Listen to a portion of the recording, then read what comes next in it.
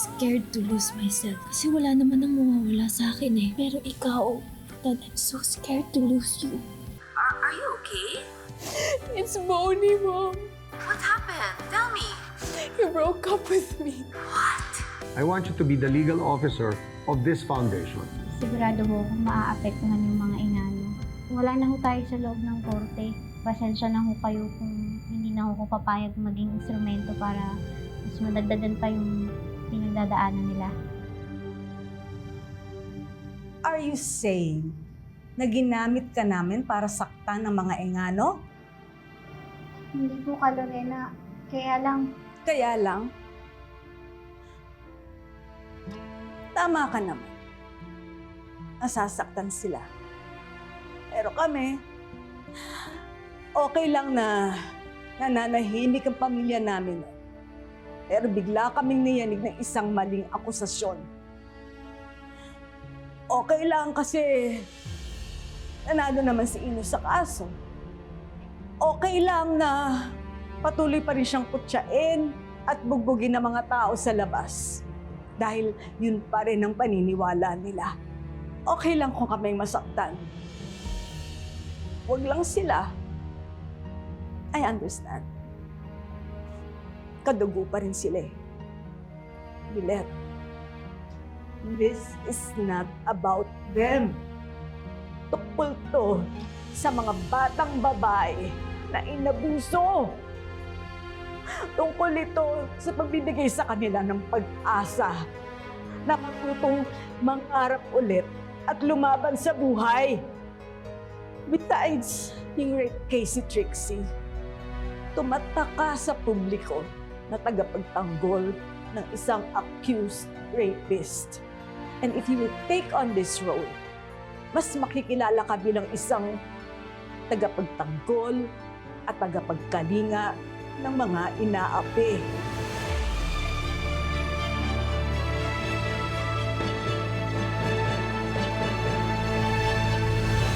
Manali ka, di pa tapos ang kwento. Hindi pa laging talo, may nagmamahal sa'yo.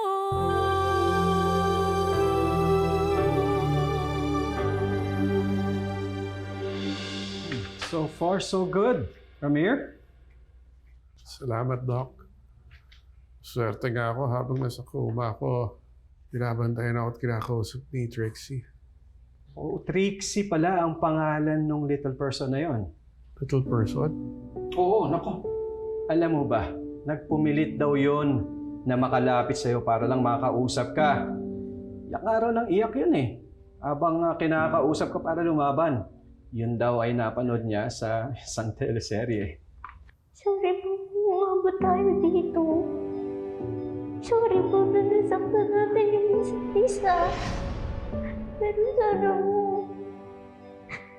sana po lumaban pa rin kayo. Lumaban po kayo para sa pamilya niyo. Kasi kailangan po kita kayo ngayon eh. Oo, kailangan ko rin po kayo. Kaya sana po, lumaban po kayo, Daddy. Huwag po kayong sumuko, Daddy. Mahal ko po kayo, Daddy. Lilet, Ano bang masama doon? Eh, napakaganda naman pala ng hangarin ng foundation. Andun na nga po ako, Tinang. Kaya lang po, Kaya lang, iniisip mo sila, Trixie. opo. Gusto ko po sana ceasefire muna eh.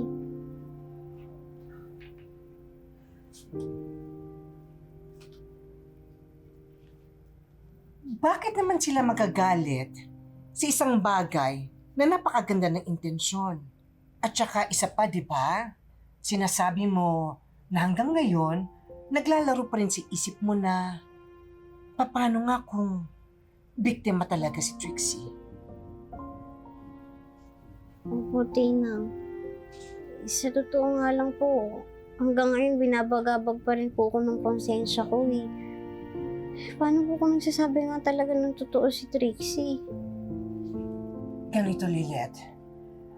Habang wala pa yung malakas na patunay kung totoo nga talaga yung pinaglalaban sa'yo hanggang ngayon ni Trixie, baka ito na yung pagkakataon na bigay sa'yo ng Diyos para makabawi ka. Hindi man kay Trixie, kundi sa ibang biktima ng pang-aabuso. At alam ko, Lilet, kapag napatunayan mo na kung ano ba talaga yung totoo, gagawin mo yung nararapat para maituwid mo yung mga pagkakamali mo. At promise, anak, kasama mo ko doon. Lagi at palagi.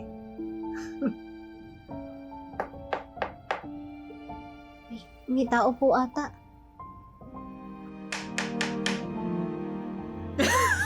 Ninang, ano na naman pampakulo yan?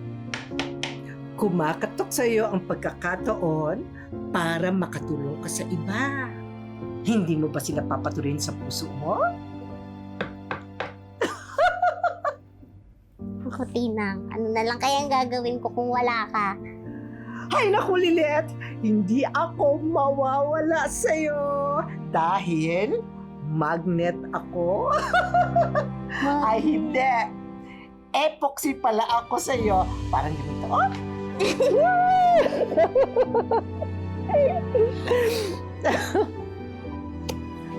Thank you, Tinang.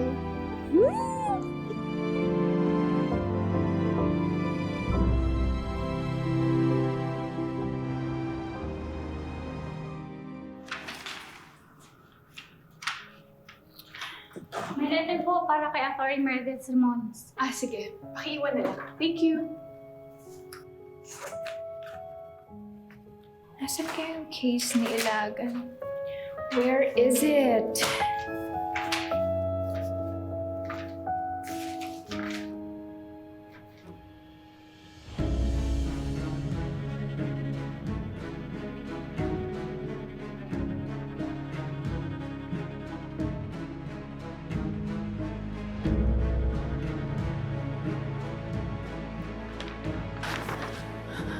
Bonnie? Bonnie? You're resigning? Bakit hawak mo yan? You're not supposed to read.